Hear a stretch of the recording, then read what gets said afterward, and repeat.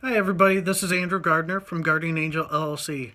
NHTSA has designated this October as the first ever National Pedestrian Safety Month. So we here at Gardian Angel LLC want to take you on a walking tour on our treadmill to increase awareness of pedestrians boarding the school bus at this special time.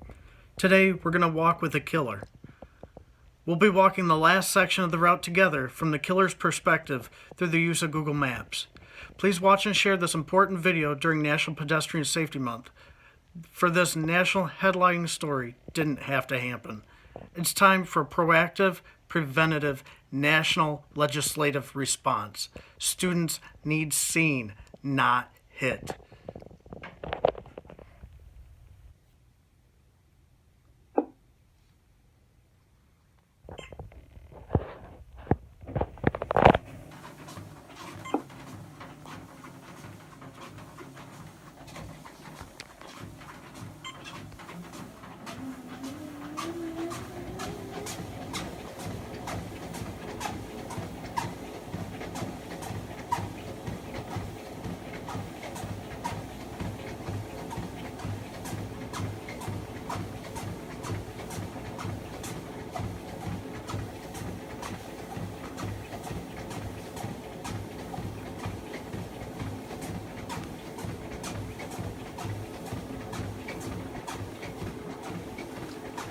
This is the route that Alyssa Shepherd took before she killed 3 students and injured a 4th student in Rochester, Indiana, back in 2018.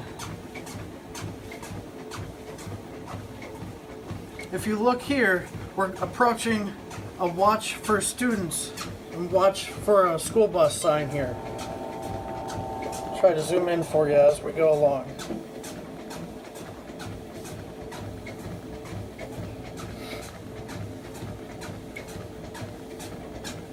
Watched for stop school bus sign. She had to pass that before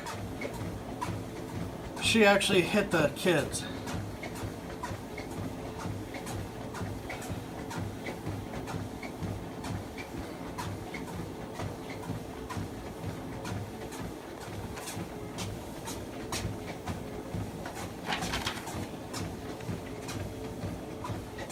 So as you can imagine, this happened on October 30th, 2018, and this was about 7:12 in the morning or so. There was a school bus that is operated by Tippecanoe Valley School Corporation, and it was traveling north on this road. It's State Route 25 in Rochester, Indiana, during a morning route. This is a 2-lane highway, if you can tell here.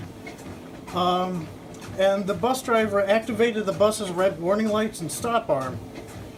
10 students and a parent were waiting for the school bus at a mobile home park on the other side of the road here. They were signaled by a bus driver to cross, and 4 of the students entered the roadway. A pickup truck traveling in our direction right now was traveling south on State Route 25. And it failed to stop for the school bus and struck the 4 kids. So a 9-year-old female and 2 6-year-old males were fatally injured, in addition to an 11-year-old male sustaining serious injuries which required multiple surgeries. So we're approaching where the accident actually, where the crash actually happened here. If you can see here, there's a mobile home park that's going to be up on this side of the road. The students were over on this side where they were asked to stop and cross the street. So they had to stop and cross this way. And you can see a little memorial that they still have, trying to memorialize the tragedy that occurred that day.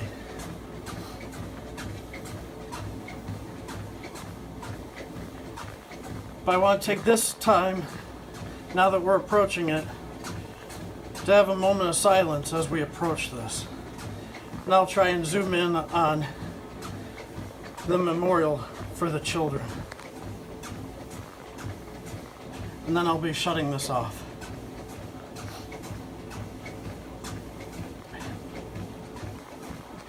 So look for the mobile home on this side.